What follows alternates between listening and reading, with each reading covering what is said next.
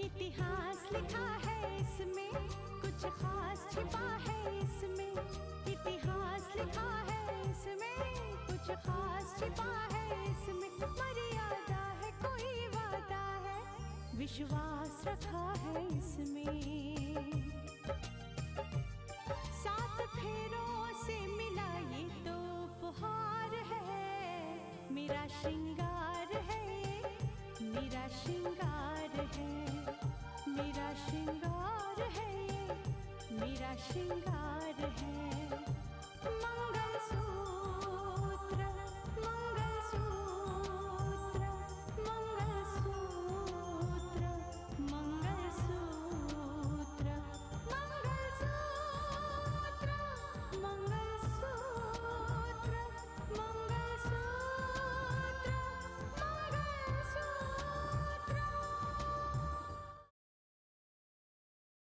अब बस बहुत हो चुका। जब तक मैं राकेश को इंसाफ नहीं दिला दूंगी मुझे चैन नहीं आएगा। भले ही उसके घर वाले उसे नहीं पहचान पाए, लेकिन मुझे पूरा यकीन है कि हमारे बेटे अर्जुन की याददाश्त एक ना एक दिन जरूर वापस आएगी। जायदाद बना ली है, पैसा है, तो क्या कानून की आंख में धूल झोंकेगा? और हम उसे ऐसे ही छोड़ देंगे? लेकिन आज उसके हाथों में कानून की हथकड़ियां भी तो नहीं पहनाई जा सकती। दरअसल ये बात तो हमारे लिए बहुत बड़ी परेशानी खड़ी कर सकती है। अरे कुछ नहीं होगा जी, कुछ नहीं कर पाएगी वो।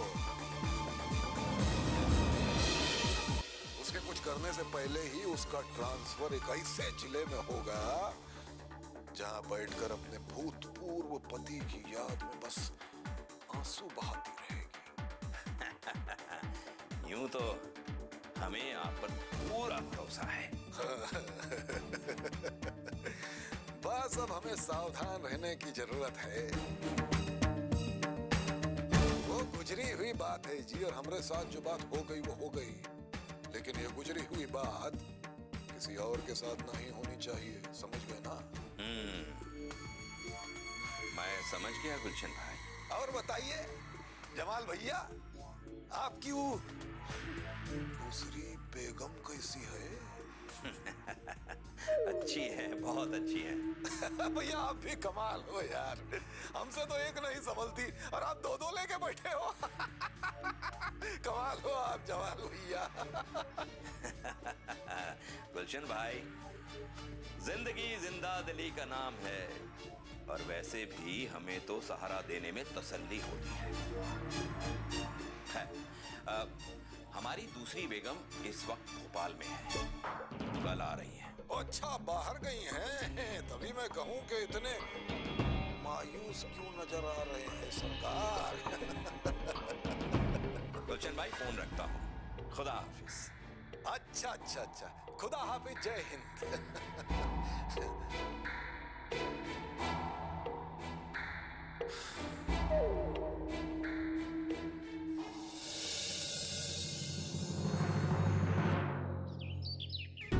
अमीजान अस्सलाम वालेकुम। सलाम वालेकुम। वालेकुम अस्सलाम बेटा।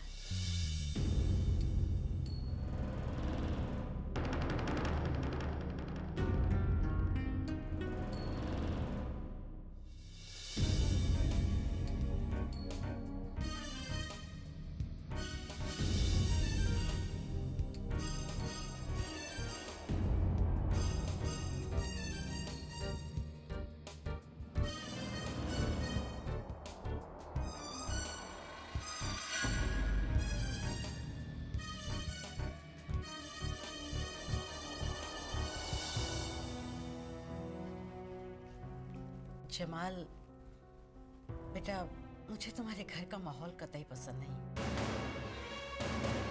मुआशरे की सारी बुराइयां तुम्हारे कुनबे में दाखिल हो चुकी हैं। मुझे तो डर लगता है कि कहीं समरीन गुनाहों के दलदल में न फंस जाए।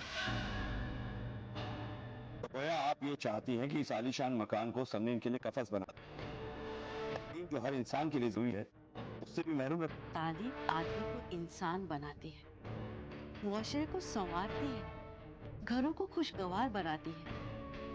लेकिन तालीम और तरक्की की आड़ में लोग अपने मजहब, अपने कल्चर और इंसानी जज्बे से कोसों दूर होते जा रहे हैं बेटा।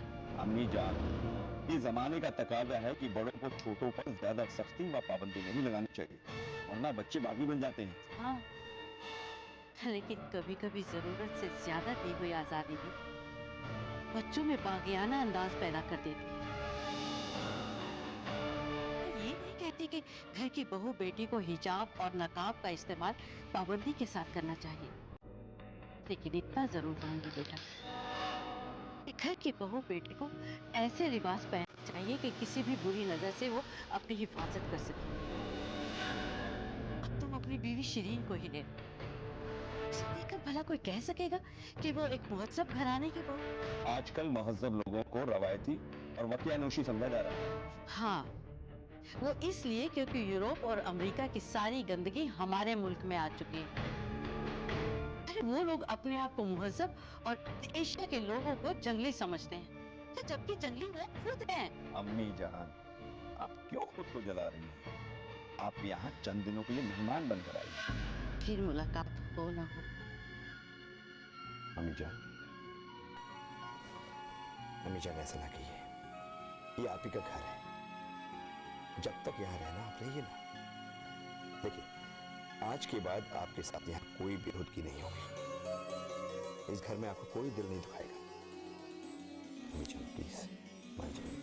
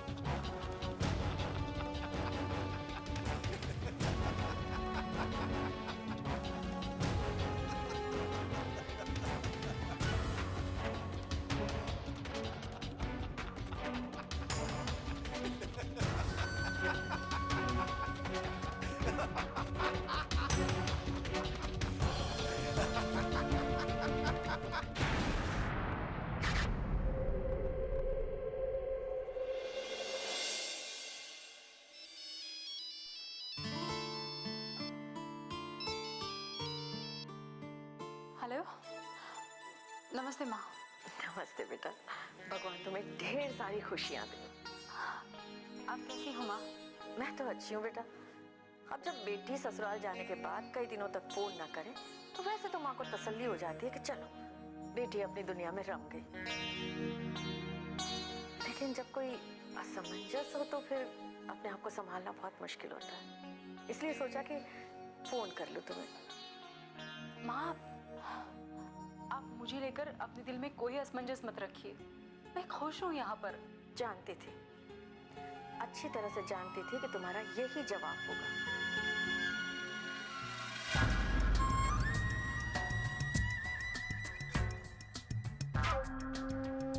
तुम्हें कोई दुख होगा ना, फिर भी तुम यही कहोगे। बचपन से जानती हूँ तुम्हें बेटा, लेकिन तुम्हें भी पता है कि मैं जानती हूँ कि सुजाता जी घर छोड़कर चली गई। बहू के घर में प्रवेश करते ही सास घर छोड़कर चली जाए तो तुम्हारे जैसी बहू खुश कैसे रह सकती?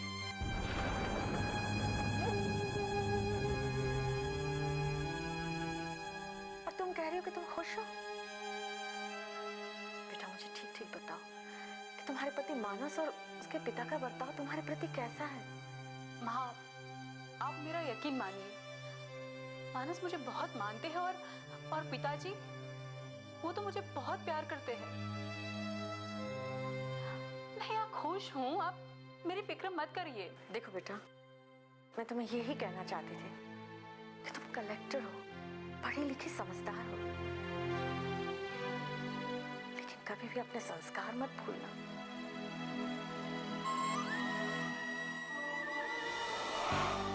क्योंकि ये संस्कार ही हमारी पहचान है, यही हमें ऊंचा बनाते हैं।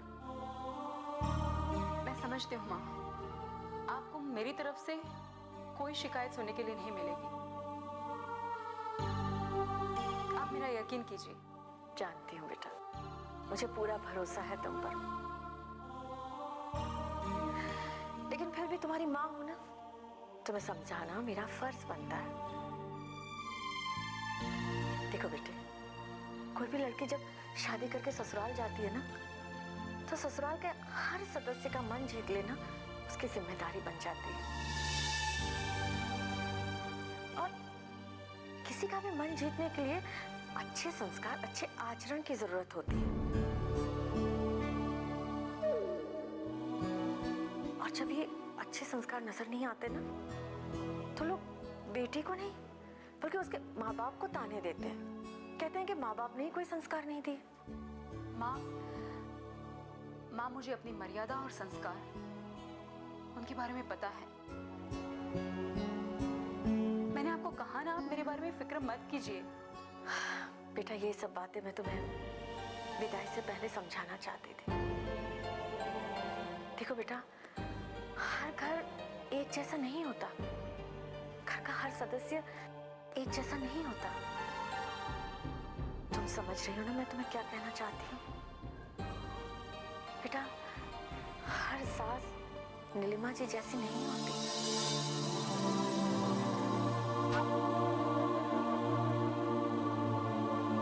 छोटी बहू को भी बेटी की तरह रखे। लेकिन माँ, इस फर्क के बारे में तो आपको पहले से ही पता था ना। यही तो मैं तुम्हें समझाना चाहती हूँ बेटी। राकेश को बेगुनाह साबित करना तुमने अपनी जिंदगी का मकसद तो जरूर बना लिया, लेकिन इस बात का जिक्र कभी भी उस घर में मत करना। तुम्हारी सासू माँ को ये बात कभी भी अच्छी नहीं लगेगी। मुझे पता है माँ, मैं नहीं करूंगी इस बात का जिक्र। आज इस मुद्दे को लेकर घर छोड़कर नहीं गई है। घर छोड़ो, इतने दिन बीत गए हैं बेटी तुम्हें घर से गए हुए। बहुत मन करता है तुम्हें मिलने का। कभी मानस को लेकर घर आ जाओ ना। माँ, अभी फिलहाल तो घर का माहौल तुम जानती ही हो। थोड़ा सा ठीक हो जाए तो मैं बहुत जल्द आप लोगों से मिलने आऊंगी। अभी फोन रखती हूँ। नमस्ते। अपना ख्याल रखना बेटा।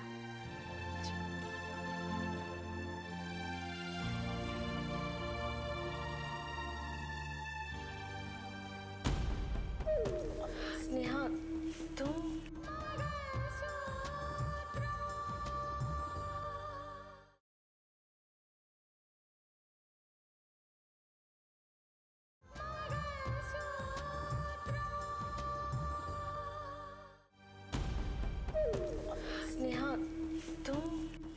दीदी, रितिका इतनी भी ना समझ नहीं है कि उससे इतना समझाना पड़ रहा है।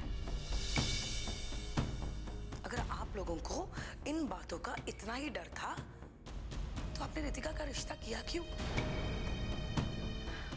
बेटी तो बेटी ही होती है ना, जिसे कोई भी माँ बाप जिंदगी भर अपने घर में बिठाना नहीं चाहते।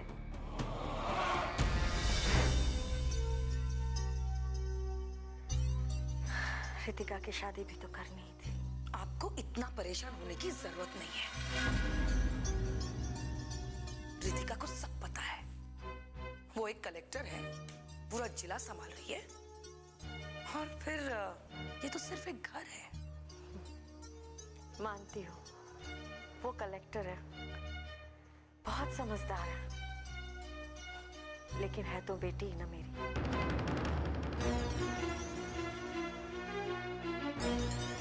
बच्चे चाहे कितने भी बड़े और समझदार हो जाए, माँ बाप के लिए तो हमेशा वो बच्चे ही रहते हैं। दीदी, कोई एक बार दुल्हन बनता है, एक बार ससुराल जाता है। वैसे रितिका की तो ये दूसरी शादी है ना।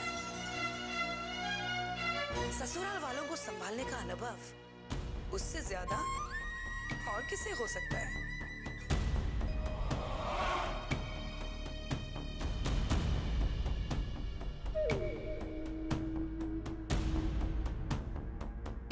वैसे मैं जो बोलूं बात चुप ही जाती है।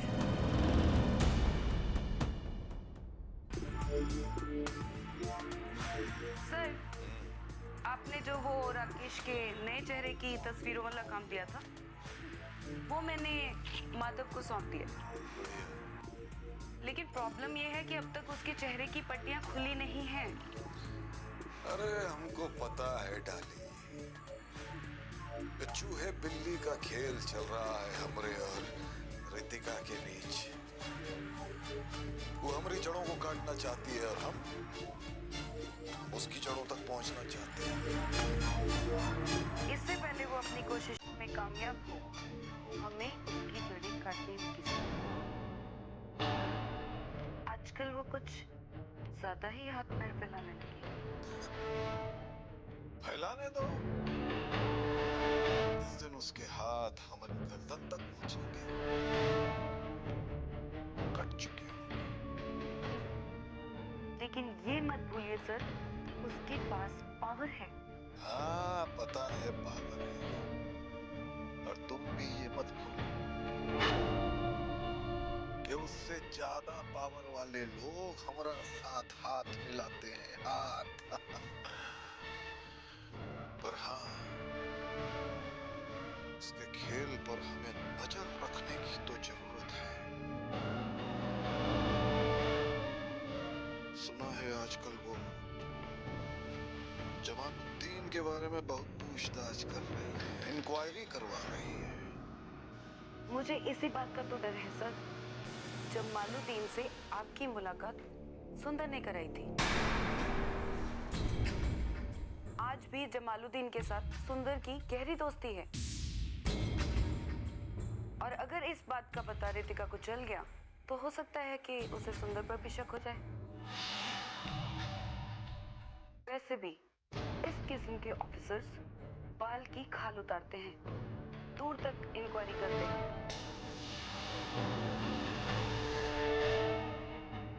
एक बार ये उनकी नजर में आए नहीं, दूर तक छानबीन होगी, उसी छानबीन में जुड़ जाएंगे ये लोग। अरे तुम फिक्र मत करो, हमने कुछ ऐसे चक्कर चलाए हैं कि अगर वो चक्कर चल गए तो ये हमारी आंखों से ओझल हो जाएगी। समझी नहीं समझी?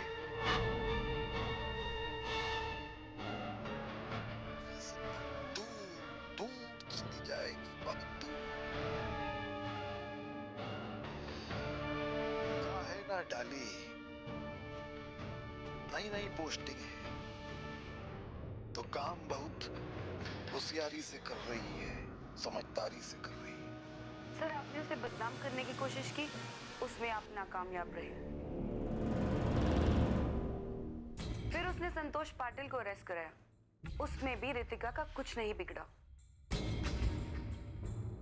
आज भी उस केस की इंक्वायरी चल रही है।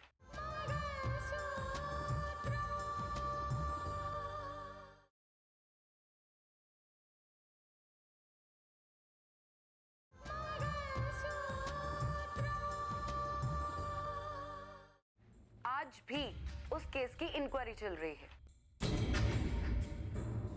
कुछ लोग ऐसे भी होते हैं जो अपने आप को धर्म और ईमान का पुतला समझते हैं। ऐसे ही लोगों में है सुबोध पाटिल।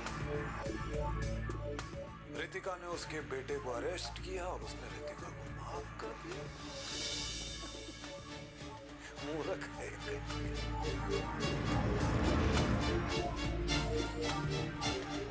होता है, ऐसा भी होता है कभी कभी कि तीर निशाने पर ना ही बैठता, होता है।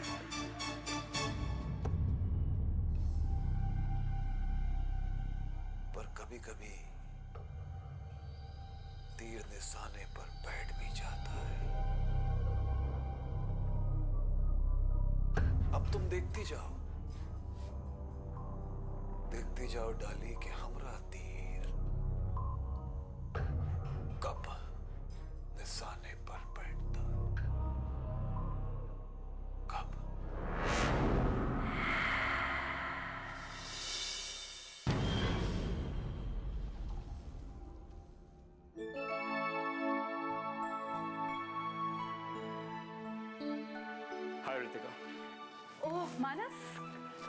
तुम? हाँ, क्या हुआ?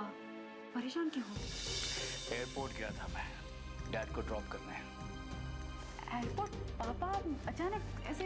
इंडोनेशिया गए, बड़े पापा ने बुलाया है, कोई खास बात करनी है। इंडोनेशिया? बड़े पापा? अरे फोन तो आया था बड़े पापा का, डैड ने बात भी की थी उनसे।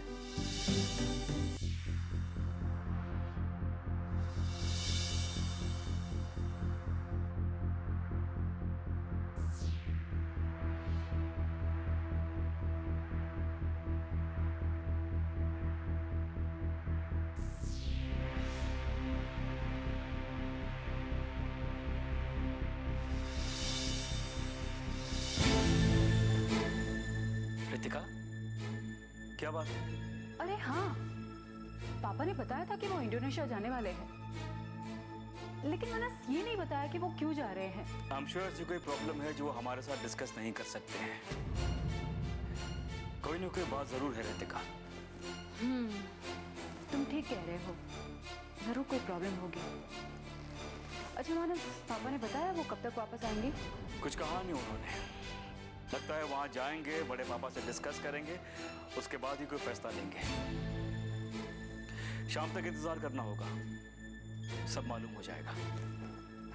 ठीक है, तुम थक गए हो ना, मैं तुम्हारे लिए चाय बना कर लेकर आती हूँ, ठीक है?